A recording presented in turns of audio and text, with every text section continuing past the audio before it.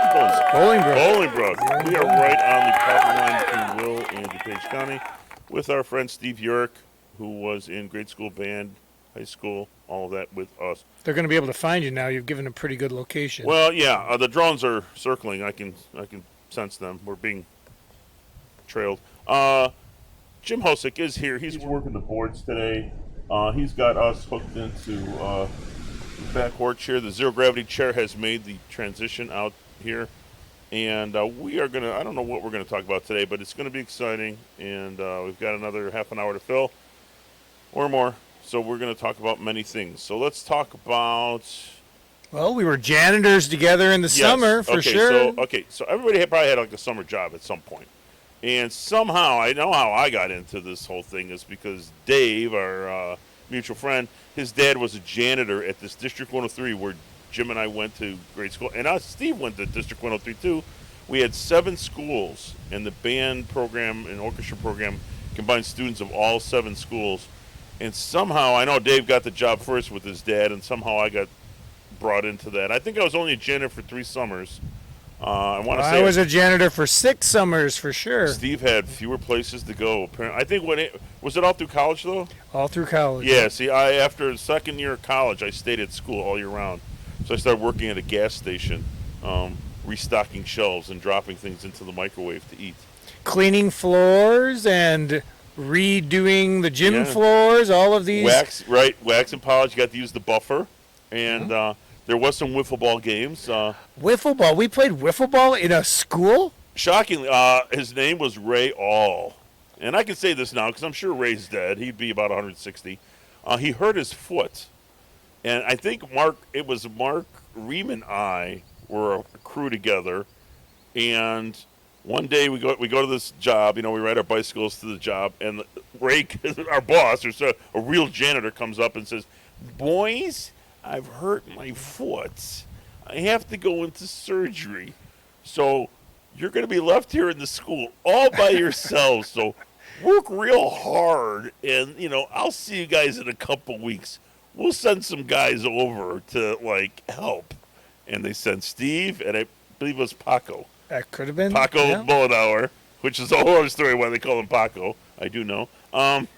So it ends up 4 of us.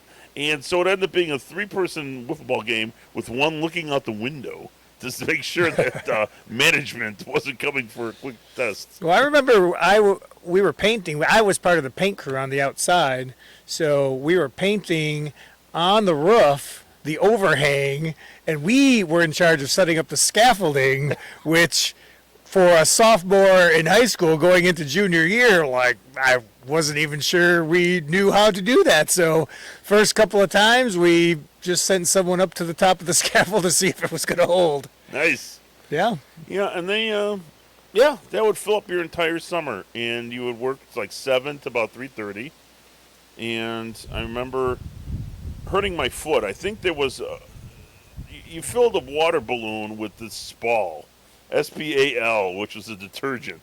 So it wasn't just a water balloon, it was a Spal ball. So we got hit with one of these suckers. Suds are flying. And so I believe I was napping. Chased. No, I was being chased. Napping? We usually got the people who were napping in the library. I was not napping. I was running away from the nappers, and I slid on the carpet, and I actually burned a hole in the top of my foot by the sliding. And because it's on the top of your foot, it really hurt. It got aggravated and all this. And so I remember at one point, my mom dropping me off, and she said, "I'll go pick you up or something." And she didn't pick me up, so I actually walked home from Custer School. It was about a good 4 to 5 mile walk. That was a good one. But yeah, then there was the haircut incident where we, cut Mike Anderson's hair. There was Wasn't that a hot dog incident? There was a hot dog incident as well, where he ate a hot dog from the hot dog luncheon that was about 3 months old for $1. And he was one of those guys that would do stuff for money.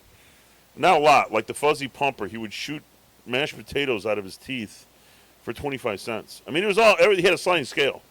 Depending on how bad you wanted it and his apparently his financial status, so he would let you slide. So when he would do the fuzzy pumper, it would be in a lunch, and he would see some girls or something, and literally he was a mercenary for money. You like Mike, give those girls a fuzzy pump. He paid this guy a quarter, and he would, I think he had to buy the mashed potatoes and a quarter, I think is how it went.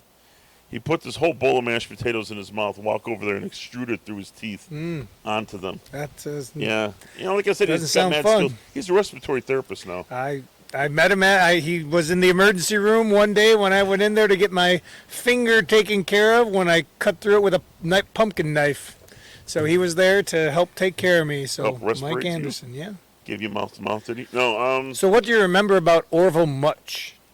Wow, Orville.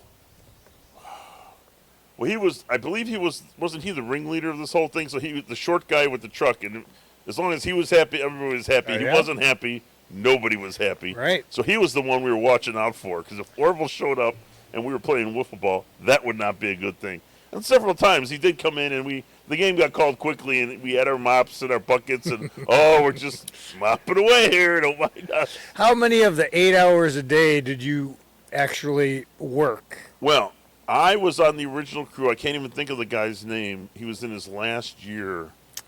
Tom Dolezal? No. Tom Tolf? No. He was an old guy. Not Bill Verzal? No, I can't think George of Hartman? No. I've named every old guy I know. I can't think of the guy, but he died like 6 months after. Oh, Elmer. Yes. I was Elmer's last intern. See, I knew it was a crazy name. I'm like, Glue. I kept going Glue. Elmer's Glue. He taught me how to clean a desk. It's quite a tedious desk desk cleaning. cleaning. So talk about poetic justice. You actually cleaned the desk that you spent years dirtying up. Although I wasn't at Edison. I was at another school. Elmer Brenwald. Yes. And Elmer, do the desk right, boys. Just do it right. And he and I would sit in these rooms, not really even talking, but you'd work through 60, 100 desks a day. And it was a proper way to clean this, and we'd stack them up, and we worked really hard. That was the first year, and then, he retired, and then, within 3 or 4 months, he was gone. He was taken from us, so tragically. Yeah, he was 64 when he retired. Yeah, and he retired for realsies, 6 months later. And what do you remember of Ralph Mitch? I don't think I had to work too much with her. I remember there being some, incompetence level with him. Literally there was, a disconnect. He wasn't the brightest bulb, I think, men had ever seen. He has been retired for several years, and he works at the Jewel in Stickney. Doesn't that require, some sort of, a learning disability? He stocks shelves. Oh, yeah, but it kind of proves my point. Maybe, he wow. Yeah, I mean, I remember working at several schools. Who was the guy? I can't think of his name. He was a younger guy.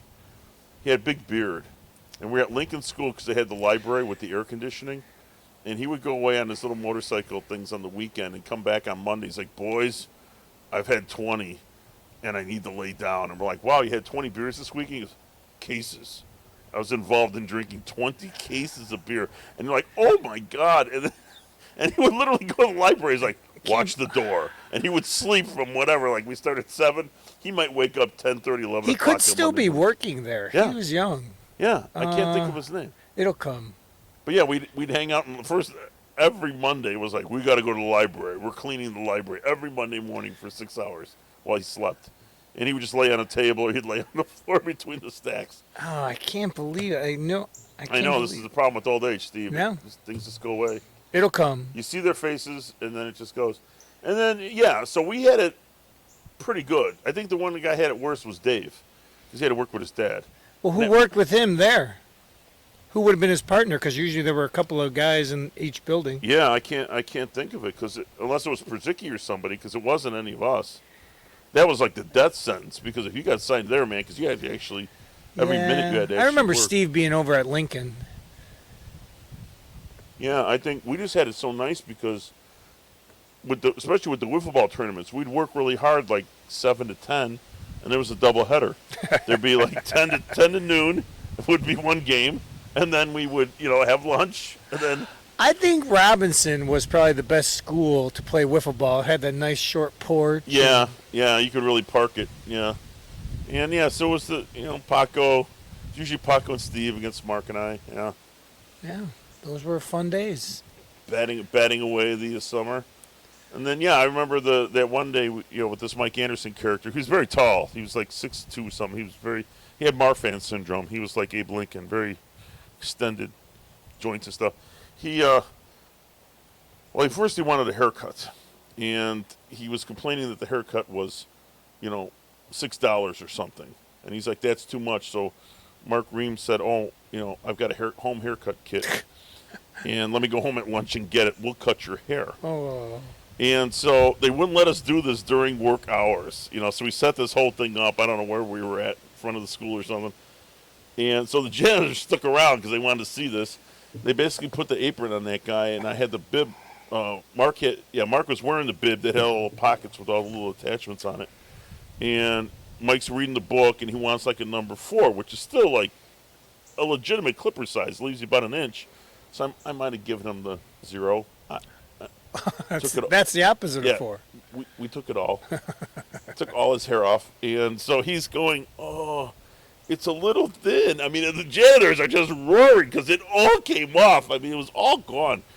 And so we were working in Lyons. And so by the time I got home on my bicycle, my mom's on the phone.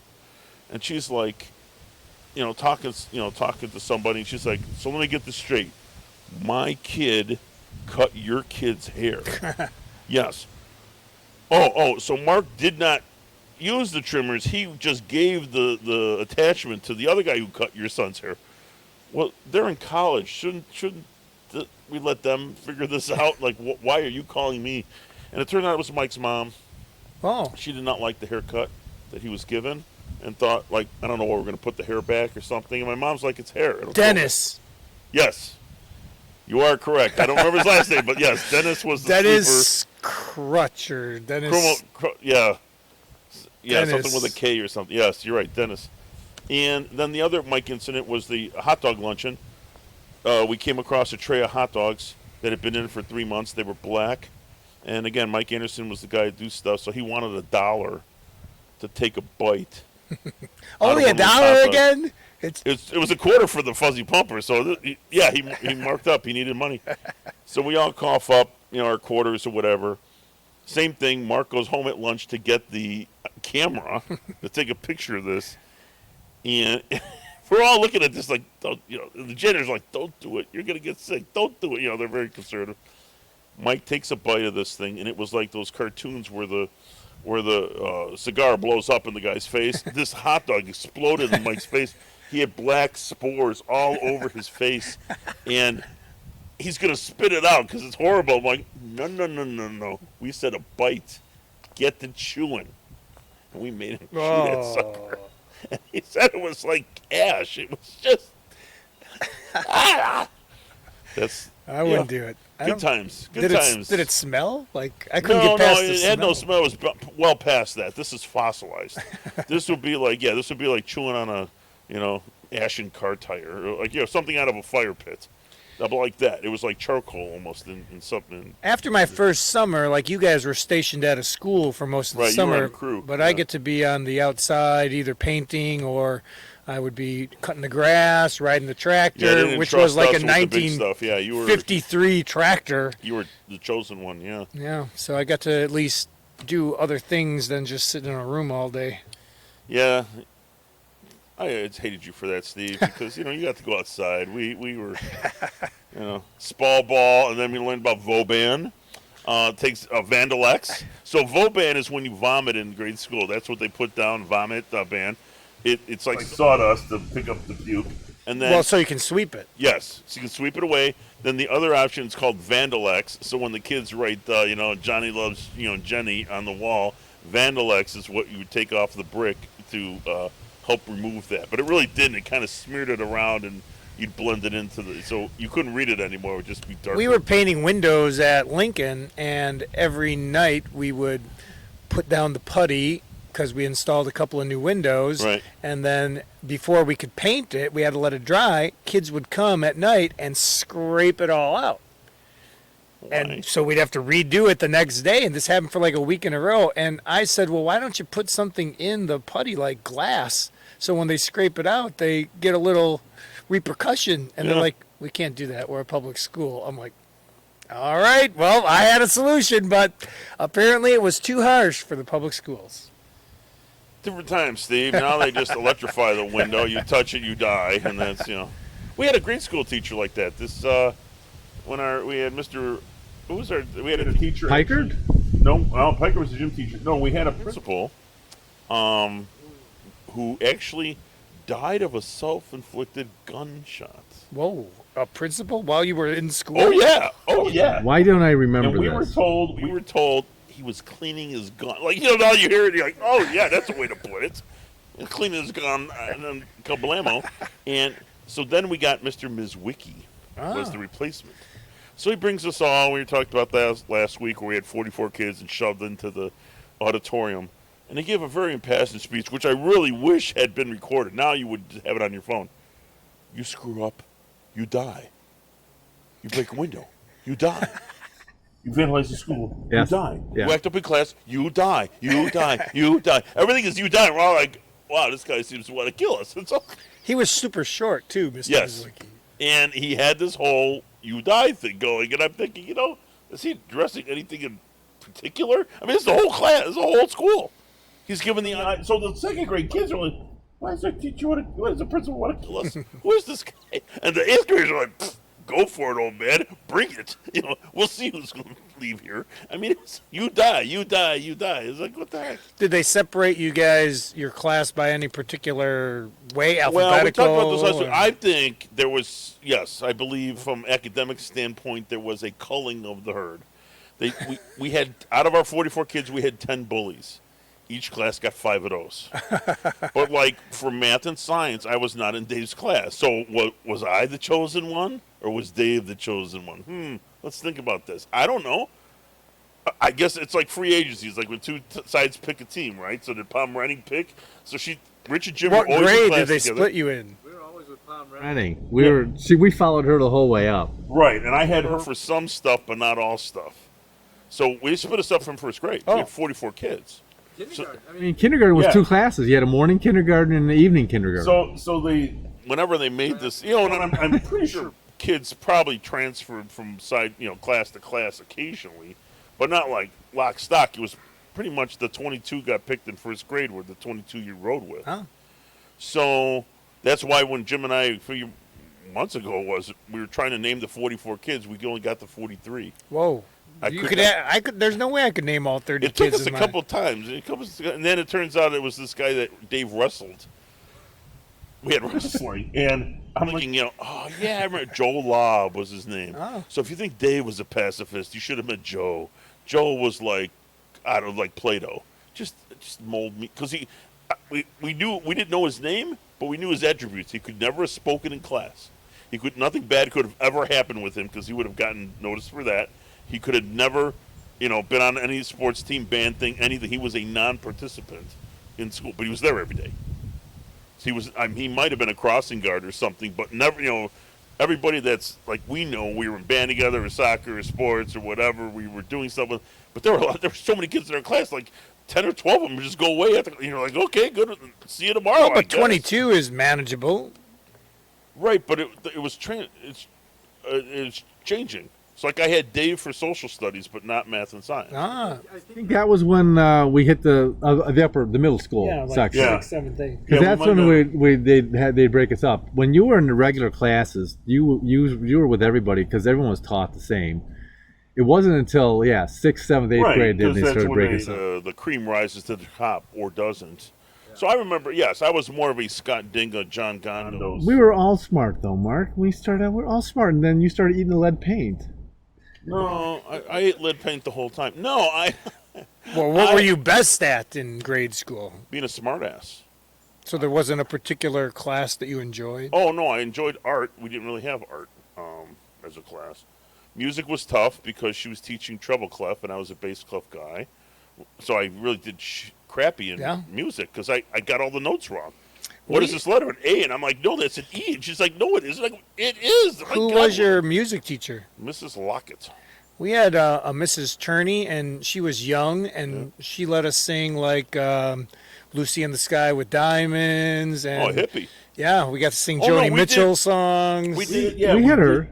Didn't we have her? I don't know. We did musicals and stuff.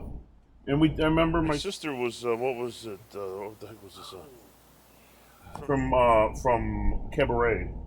It was cabaret or something, and we did a bunch of stuff. It's just that, you know, third grade, fourth grade, I'm just learning, tuba, which is bass clef, and she's giving me treble clef quizzes. I'm like, sister.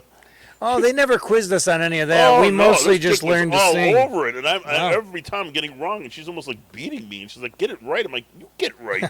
I'm telling you, when I play that horn, that note is an A. You call it F. Something's wrong here. And and again, I'm 8, right? I'm arguing with the teacher about music, and we were both right. But she's the teacher, and she couldn't understand that a tuba is in bass clef. Well, she's a piano teacher. What the hell would they know about bass clef? It's in the same music. Because, piano's at the top and bass is at the bottom. But yeah, I didn't get to Lions till second grade. And second and third grade, I had the same teacher, Miss Alexander.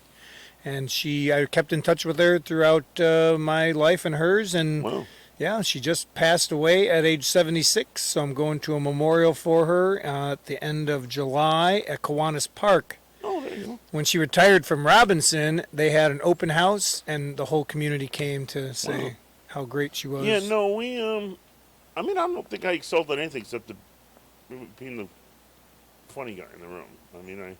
I was a late bloomer, Steve. It was probably college before I learned how to do homework, so, I just self-taught in that regard, too. But, no, I think having Dave as your best friend is a little much, because your whole life was basically spent... Just gave up? No, I didn't give up. I had my own, and again, now you would say I was into alternative ways of educating yourself, right? Because Dave was really book smart, but he didn't know the street. You would not have Dave walking the street. He was totally ill-prepared for being out in the real world. I was out in the real world. So we were kind of like this offset, but my folks thought all you had to do was hit the books and you could be smart like Dave. And I kept saying, he's freakishly smart. Something's not right here. Because if I'm in the same, where did he was fourth grade. We were walking to the band bus. And somehow my dad just got this Texas Instrument calculator. He plugged it into the wall. Had 8 digits. And Dave could multiply 2 5-digit numbers in his head. Whoa. And he'd always say, he'd give me the answer, it's 165, I think. And he was never wrong. By the time I punched it in, he had the answer. My dad is like, this was taught in school. How can you not know that? I'm like, where was I with this? I basically happy with the multiplication tables up to 12 times 12, sir. You're talking 2 5-digit numbers here. You're using a calculator. You're Mr. Slide Rule. You figure this out. Anyway, we just teed off, and it's like, you got to study more. Look at Dave. I go, that's not normal. And it wasn't. Turns out he was like rocket science. It's just, so yeah, I got by. Well, again, my choices were be the dumbest smart kid or the smartest dumb kid. It was a clear line. I was in the class with the dumb kids, right? But I was dominant. I was fairly dominant because, like John Gondos and the Dingus of the world, you knew when you opened up a board game, you were going to win. You didn't know how. You didn't know what was going to happen. But if it's logic and you're one step ahead, you're like checkers. You think about the next move. That's one more move than that guy's thinking about. Yeah. But imagine playing a game knowing you're never going to lose. Like, what's the challenge, right? And they still wanted to play with you. Yeah, because nobody else would play with them. Because literally they were, and Scott Dinga was the only child. I think everybody in our class had siblings. Older, young, whatever. There was always some kind of, he was the only one I can think of. Maybe Jim Wersbicki. Jim Wersbicki had a sister or something. Oh, yeah. Yeah. Anyway, so whatever you got in life, he'd have it better. Like Dave had, I think, a 3-speed. He had this. We all had the push bikes, right? And then he got a 3-speed, and within 24 hours, Scott thing had a 5. Somebody got a 5, he got a 10. Somebody got a 10, he got a 12. And it was just in your grill. But he was the first one, because I had this Coleco thing when I graduated 8th grade or whatever. It had 7 games in or something. He had the cartridge, the Atari 64, with the cartridges, and nobody to play with. So this kid, again, in those games had a single-player mode. You could play the computer, right? Yeah. So that's all he did. So you go over there, what's a joystick? What's a AB? And he would clean your clock. Except in the one battle game where it was 3 fighters and 1 bomber. I would just take him diagonally, and there was something about the diagonals that made him like spaz out, and I could win that game. Otherwise, you could not win. He would just mop the floor with you. Well, when I was the only kid from my class that went to an algebra class at a different school in the morning, and then we would go to band before we went to our regular school. Right. So during my math class, I wouldn't actually have to do math. I could sit in the back, or I could go to the library or whatever. So I would take the checkerboard, and I would play checkers both sides. And so I learned pretty quickly what moves you should be making and shouldn't be making. And then the teacher had a tournament during lunch. Like, you would stay for a few minutes instead of going home for your lunch, and you would play a game against somebody. And it was no competition. I knew all the moves you could make. It wasn't that hard. And so, yeah, it was These are the time well spent. Voyages of the Starship Enterprise. Yeah.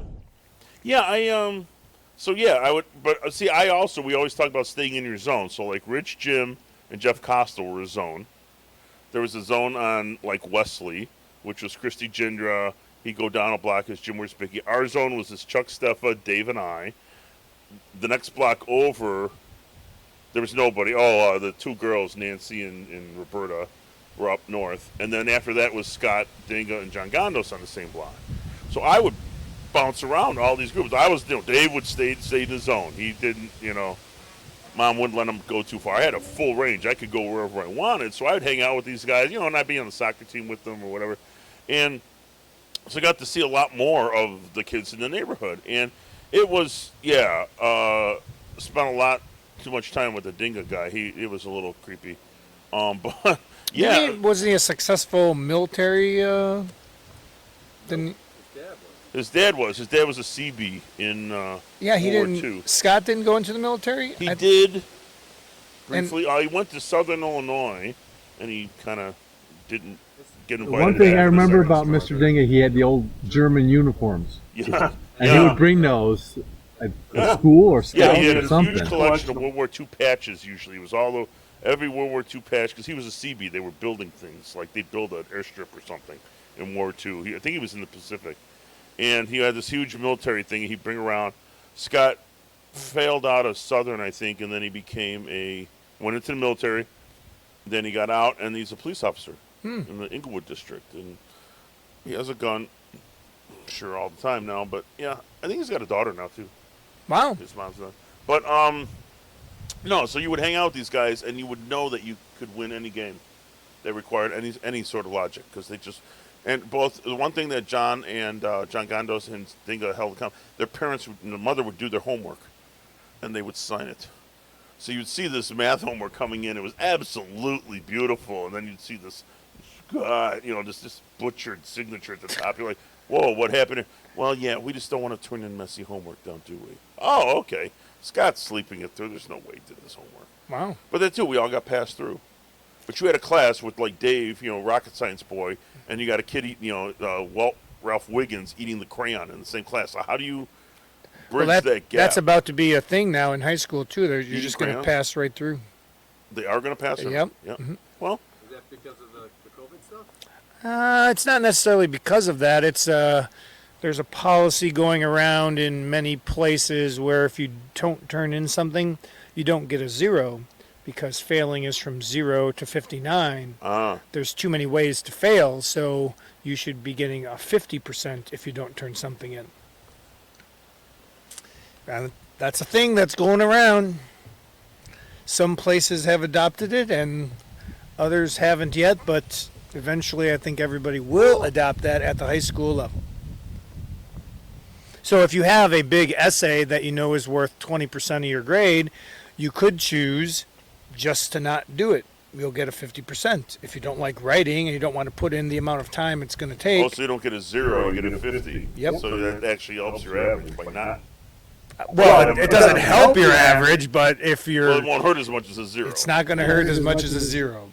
A 0 can take you out if you only have a few big projects. Yeah. Well, there you go. Yeah, I was in band, played some soccer.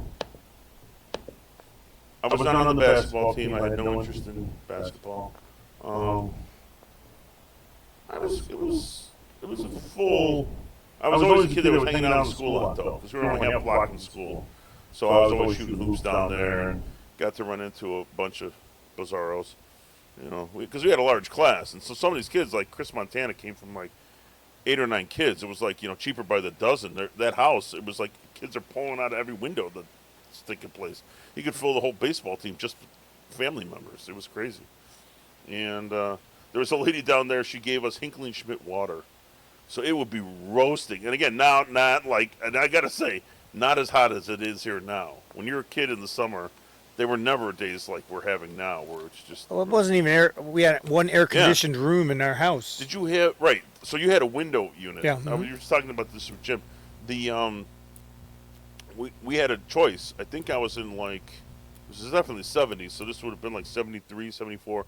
Go on a family vacation or get central air. Oh. And so we as kids are like, whoop, gonna love that vacation, man. We're gonna rock it hard. And my mom, nope, air conditioning, because she was making these cakes all day, and she was, I don't know how she did it. She's literally slaving over a hot stove making cake when it's 100 degrees out with what, a fan? You know, probably sucking the air out the window. I kind of remember this window fan. You turn it reverse and it would suck the heat out, allegedly. We had one air conditioner in the front and one air conditioner in the back, and you just closed all the other doors during the day. Wow, yeah. So we had central air, I think, before a lot of other people did. Yeah, we didn't have central air till. But yeah, it was weird. Like we I say, moved out. in the car, we never had air. It was always 480, 4 open windows. You just prayed for. But I don't really think it was that hot. I don't recall it like dying. Like literally now, when I'm in a car without air conditioning, I am roasting. I am like out I of my. think I remember some really hot heat waves in like the 90s, but as a kid, I don't remember. Yeah, it's the 70s. That's what I'm saying. Like literally, we'd be playing soccer or whatever at 6:30 every night. Dave and his dad, we'd go out there play baseball or soccer, and we would just be roasting and sweating and everything. We'd go to this lady's house, knock on the door, and she'd have a empty gallon water jug, and we could fill up her Hinckley & Schmidt, and we'd have a gallon of water. Nice. Yeah, it was really nice of her. I was like, whoa. You think about that later, it's like, wow. But I guess she used to watch us out the window and, you know, laugh at us or whatever. Give her some entertainment. But yeah, crazy. Well, they used to freeze that field across from me in Lyons. They used to freeze it for the winter so we could go out there and skate. We had a summer home, department. and my mom taught me how to skate, kind of. But I had to, like, use her skates. I don't think I ever had kids' skates. I was using adult skates with, like, you know, socks rolled up in there. Not exactly, you know, prime. Yeah, we have out here, there's ponds that freeze over, and they'll put up a sign that says you can go on the pond now or don't go on the pond now. And so it's pretty cool. We played hockey out there with my kids and a couple of adults dressed in hockey equipment to play goalie. Wow. Yeah, so that was pretty fun. Well, you're out here on the edge of civilization. I mean, this is pretty much, you know, the great weather. Indians out here, Steve? You know, we talked about Indians and gypsies last week on our episode. Native Americans? Yeah, Native Americans. You got any Indians out? No, not, yes. Not that, not, yes. Indigenous people. I'm sorry, Steve, not Indian. Well, they're Indian. Wait a minute, they're still Indians. I think they're... Indiana and Indianapolis. I don't think those were named for India. Right. I think you can still call a Native American an Indian. Is that offensive? I know we in school we would say Native American. Okay. As a high school teacher, that's what we would have to say. But I didn't mind saying it. I didn't. Yeah. Mark, you're old enough to get a buy? I do. I think I do. Okay. I get a mulligan on that. Yeah. So whatever you say is being well, part of if them. a kid was really from India, he would be Indian. Yeah. Yeah. That's what separates it out. I guess I didn't have too many of either one of those growing up, and Or cowboys. white bread. Yeah, right. Don't want to discriminate against any cowboys out there. You living on the ranch. It's now cow people. Yes, you don't want Because you don't want to discriminate women. Because women can catch cows too. Yes, they can. They Yes, are I've heard that. women wranglers. Yeah, if they want to. Do whatever we want. This is. This is still getting banned from YouTube. Yeah, I don't Well, think we're gonna if cow is female and boy is male, then don't they cancel each other out? Cowboy. I would say cattle person would be the good way of Right, making right. sure you're not Can't be offending cattleman. cows, Rancher? steers, Rancher. bulls. You can be rancher. I think rancher has a lot of overtones of, you know, Just being on a taking ranch. over the people whose land and stuff. You're ranching on somebody else's land. So I think stick with cattle person and you'll probably be fine. And that time I didn't digress at all. I think it was those guys digressing. I'll stick with Native American. Thank you. I think this is Probably a good time to start wrapping this up. Probably the beer's winding down. Thank you again for all your donations. We have a sponsor here, Monty Python's Holy Grail. Ding, ding, ding, ding, ding. We're going to have a product placement.